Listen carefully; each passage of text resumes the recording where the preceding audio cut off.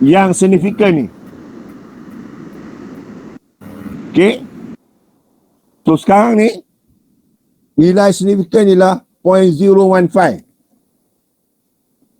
Signifikan tak 0.015? Yes. Okay. Kerana dia less than 0.05 kan. Ni 0.015. Baik. Kalau ANOVA tu signifikan, then kita tengok table bawah ni. Ingat tadi ya? Apa teori kata? We are talking about many independent influencing the dependent kan? Semua adalah correlation ya. Bermakna seolah-olah independent A correlate dengan dependent. Independent B correlate dengan dependent. Independent C correlate dengan dependent. Dalam contoh ni lah ada 6 independent tu. Semua correlate dengan dependent. Tapi bila regression, semua correlation tu dikira serentak.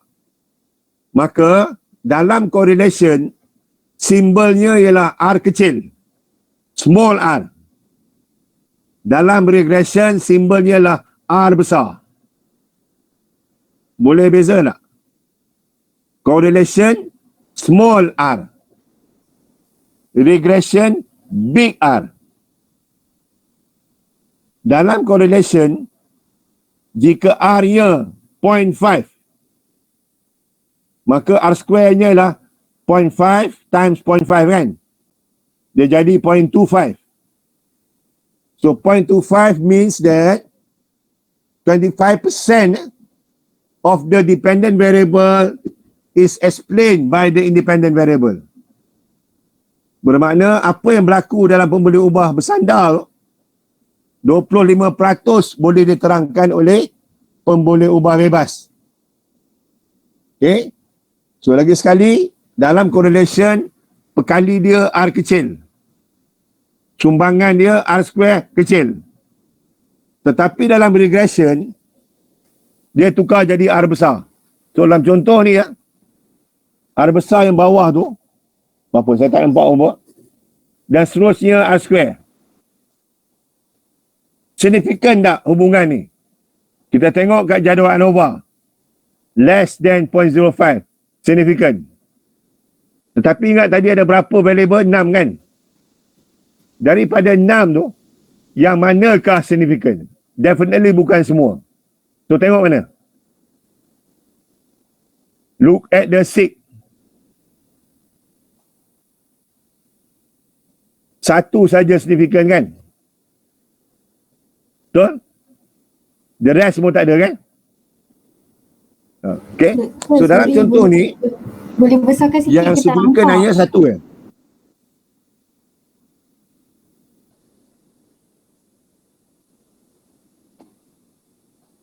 Okay. So berapa banyak sumbangan dia, kita akan lihat kepada dua tempat ya. Satu nama dia unstandardized B. Satu lagi nama dia standardized beta. Ini beta. Yang ini B. Ni ha, B. Boleh beza? Bila beta ni, dia melihat sumbangan variable ni terhadap dependent secara bersendirian. Tetapi untuk beta, dia melihat sumbangan ni relative to the others. So beta ni, we are comparing dengan semua variable. Untuk B, kita hanya lihat satu je. We are looking only at one independent. Ingat dia kata tadi kan, semua variable boleh masuk serentak kan? Kalau kita ambil contoh nak senang kot. Seorang tu gemuk. Kenapa seorang tu gemuk, Afidah? Jumlah nasi yang dia makan kan? Unit dia apa? Kilogram nasi kot. Kilo kalori. Kalori lah. Kalori tu tenaga. Pinggan. Berapa pinggan nasi? Okey, pinggan. Dia makan dengan pinggan-pinggan sekali. Okay. Jadi sekarang ni unit makan tadi ialah pinggan. atau kilogram, betul? Tetapi orang tu gemuk juga kerana dia tak exercise kan? Exercise unit dia pinggan ke? Kilometer. Jogging. Jam lah, jam latihan. Oh, jam. Nampak tak? Dua unit ni, dua variable ni, unit dia tak sama kan? Jadi, bila kita cakap pasal pinggan je, kita lihat yang B tu. Kita cakap pasal jam saja, kita lihat yang B tu. Tapi bila kita lihat kedua-dua sekali, maka semua tu akan diseragamkan. Maka pada masa tu kita lihat yang beta. Nampak tak? Masa bila nak baca yang B, when we read the individuals variable differently on their own unit. But when we compare them together, semua unit tu mesti diseragamkan. Maka pada masa itu baca yang beta. Kat situ beza antara beta dengan B. Betul? Okey, ambil sumbangan yang ketiga. Nasihat ibu bapa. Apa unit dia? Berapa kali bapa nasihat kan? Nampak tak? So, bagus di regression ni, dia boleh gabung semua correlation yang berbagai unit dalam satu model. That's why it is very important. Okay? Because bila kita katakan, kamu ni gemuk pasal makan. Tak. Mungkin gemuk dia lebih kepada kurang exercise. Okay, macam mana? Boleh tak baca? Kalau tak clear, Doctor, tanya. Yulu, yes, go ahead. sorry, doctor, I can't understand. Can you repeat it in English? Just now I did in English or what? Was it in English? Okay, never mind. Okay, now No. I take an example lah. Okay, this I think an easy example. Yulu, you know we got many people who are fat, correct? Overweight. Why do you think they are overweight? They eat too much, right? Correct. So the more you eat, the more you are overweight, kan? So what's the unit for eating? Number of plates that you eat. Is it okay? Number of kilogram of rice that you eat, right? But you are also fat, not only because you eat a lot, because you lack exercise, kan? So what's the unit for exercise? Number of hours training, correct? So this now is like number of plates, then number of hours. Now you are also fat because your parents haven't advised you enough. They didn't say, you look, keep on running. They just keep quiet. Because they keep quiet, you look, keep on getting fat. So now the unit is what? The number of times is the advice given by the parents, right? So are you aware that there is one dependent variable, fat, obesity, but the three independent variables are all measured by different units. So when we look at the unit by themselves, we look at B, the column B. But when you are comparing the whole unit, you look at the column beta. Doctor, which table? This is Which B. table B? Let Column me B? unstandardized. This is standardized beta. Okay. And lastly, of course, is it significant or not? Still look under sig. So it should be less than 0.5. So in this case, only one is significant. 0.017. The rest, all are not significant. Okay, ya? Okay. Apa maknanya satu saja yang signifikan dan tak signifikan? Okay, kalau kita ambil contoh gemuk tadi, dengan model ni, satu saja signifikan, is it a good model to explain why people are fat? No, kan? Because lagi banyak independent variable signifikan, is a better explanation, betul tak? So nampak one variable significant ni dia berkait rapat dengan R square. So nilai R square ni kecil. Kalau nilai R square ni besar, maka lebih banyak akan signifikan. Nampak tak? So sebelum kita tengok ini, kalau kita tengok ni dulu ni, kita tahu dah istilah dia, is it a good model? Okay, so a good model which can explain nilai R square tu lebih tinggi, and akan banyaklah yang akan signifikan. Tapi lah example ni, nilai R square dia rendah, satu saja signifikan. Boleh? Okay, seterusnya nanti ada formula yang boleh menggambarkan ini, tapi kita orang dululah. So I want you to understand how to read the data. Yes, wait. Maksud R square nilai R square tu dekat. Okay, balik pada ingat tak? Okay, we go back to correlation. Correlation ni kita correlate between two variables kan? Betul? The highest correlation berapa? Maximum. Satu. Paling rendah kosong kan? Let's say lah, dia ada 0.8 correlation. Banding dengan 0.4, mana tinggi? 0.8 ke 0.4? Okay, now, kita R square kan dia. So, 0.8 times 0.8, 0.64 kan? 4 times 4, 0.16, betul tak? Jadi bermakna, kalau 0.8 times 0.8, 64, bermakna, that independent variable explain 64% of the dependent. Kalau yang 4 tadi tu, the independent explain 16% je of the dependent. Tapi yang itu bila kita guna correlation. Sebab tu kita pakai R kecil, kan? Tapi bila R besar, dia kira semua R. And of course lah, kalau R tu boleh approach ke 1, itulah paling banyak.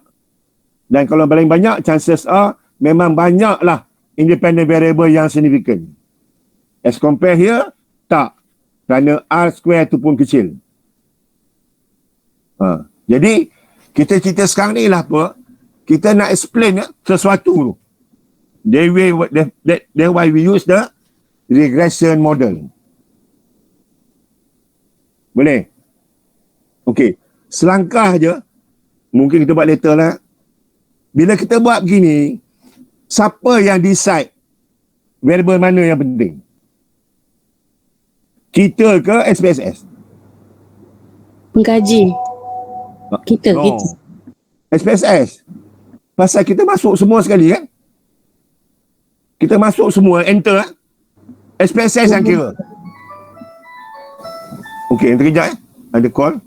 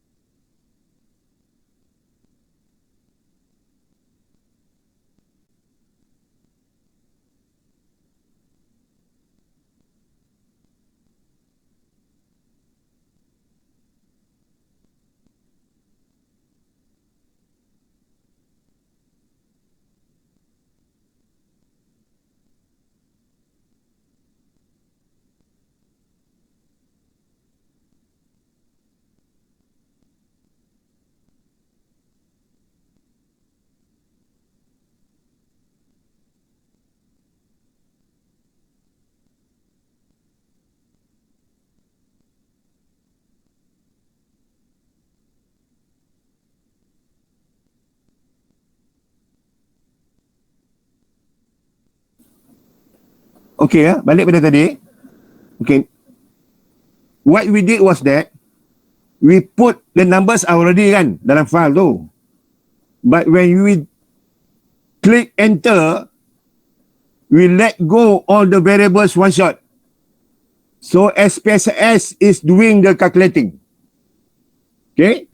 That's why I'm saying that SPSS was the one who decide what comes out. Okay, sekarang ni kita balik pada contoh.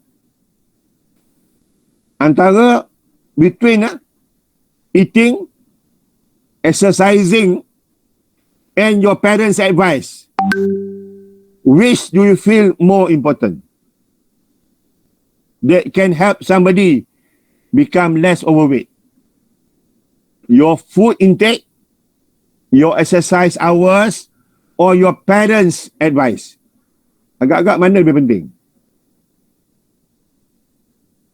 Tiru agak mana? Food intake. Food intake. Okay, let's say lah. You kata food intake kan? So, apa yang berlaku ialah kita akan masukkan food tu dulu. Bermakna, food tu akan dikira not together with all the other variables. The food will be only calculated as the food influencing the dependent variable. Beza bila enter tadi kan? Semua masuk sekali. Tapi kalau teori kata the food is more important, maka SPSS akan kira food dulu. They will calculate the food. Then followed by the other variables.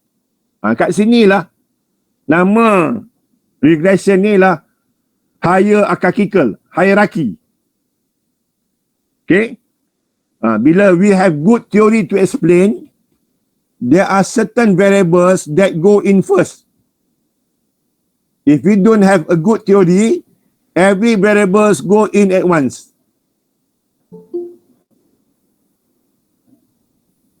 Okay, clear tak? Boleh faham? Ingat tadi kan, bila kita tekan tadi ada enter kan? Tetapi selain pada enter ada pilihan lain. So, when do you use that other option? Balik pada tadi. Okay? When we have good theory to explain, then certain things go in first. Tapi kalau kata kita tak ada, maka everything go in once. But for today lah especially, kita ambil yang enter lah. Okay? Untuk yang lain tu kita akan buat kemudian. Macam mana? Boleh? Oh, yang Okey, enter tadi dekat method yang ada pilihan-pilihan bawah tadi tu, doktor? Ada yang enter tu, method. Okey. Dekat method kan? Dekat method. So dalam kes kita ambil mula, kita ambil enter dulu. Okey, sekarang ni ya. Lain kali tak buat, tak tahu.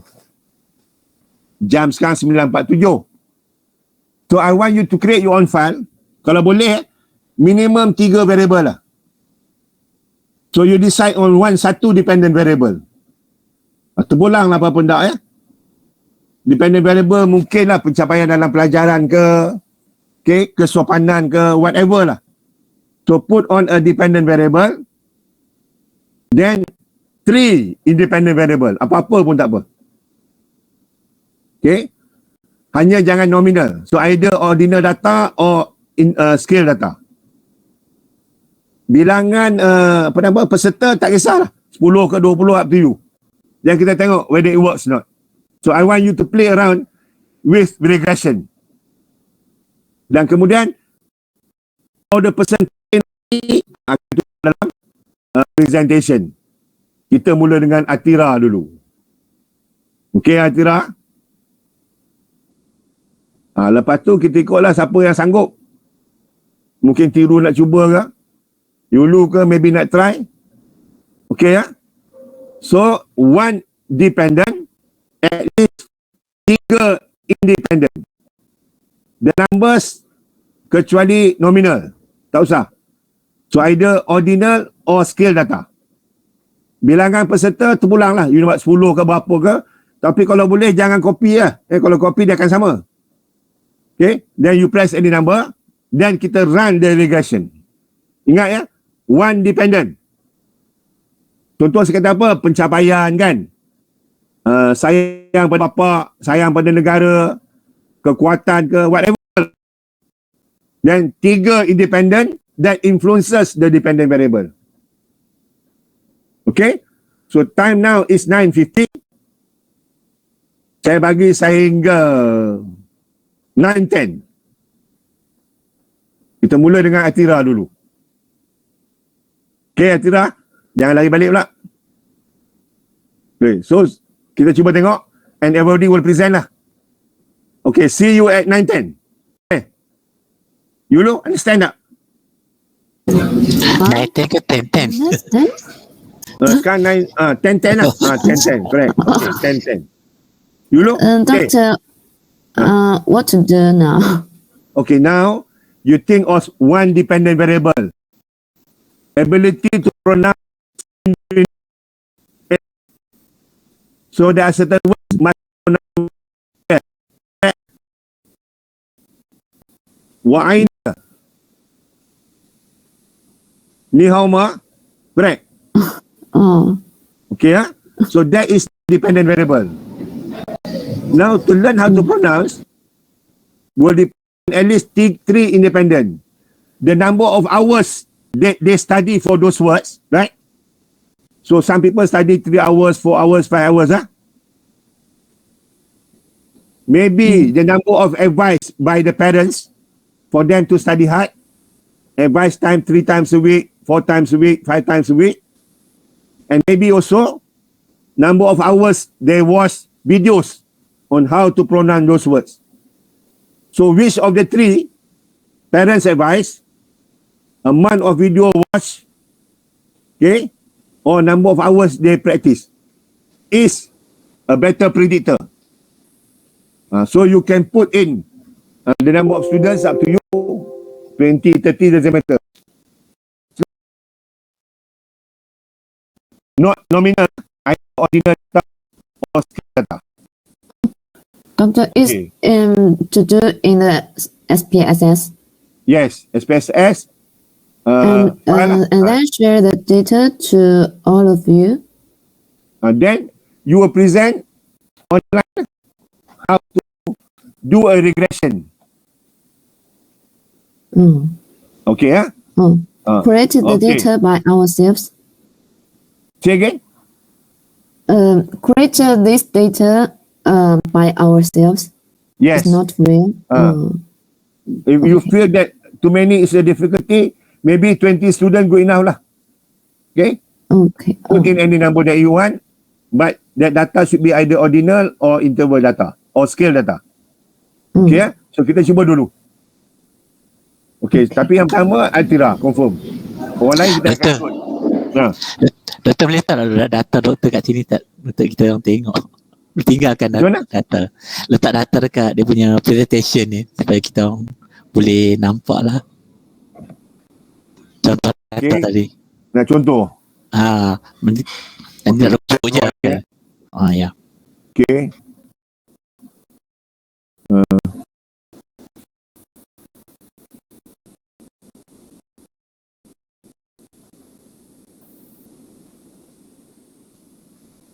Okay, nampak? Okey. Nampak So yang Ya, first column ni lah dependent variable dia.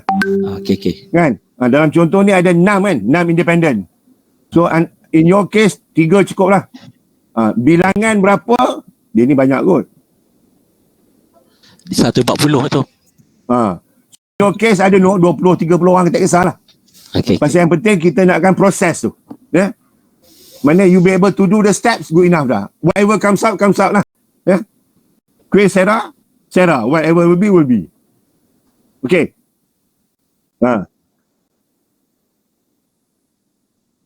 Ordinal dengan scale saja.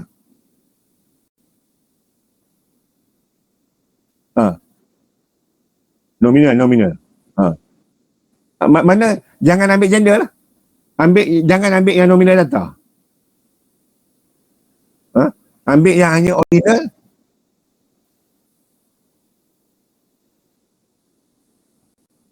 Dah pasal gender is not ordinal. Gender memang nominal. So yang ini saya rasa tadi dia bukan gender jantina tu. Mungkin gender aid tu ada sama ada istilah. But I don't think it's a gender jantina. Bahasa Kuantitatif muka 1, 2, 1, 2. Kecuali ada kes, ni saya beritahu. Kita buat gender ni ataupun ethnic nominal data, kita guna perkataan dummy. Pernah dengar tak? Dummy variable. So bermakna dalam kes nominal, kena convert jadi dummy variable. So tu panjang cerita dah lah. So for this exercise, kita ambil senang dulu. Avoid nominal data. Buat ordinal dengan scale cukup. Okay. So cuba tengok 10 suku lah. 10 suku kita jumpa balik. Dia ketuai oleh Atira. Jangan lari balik pula. 10 suku.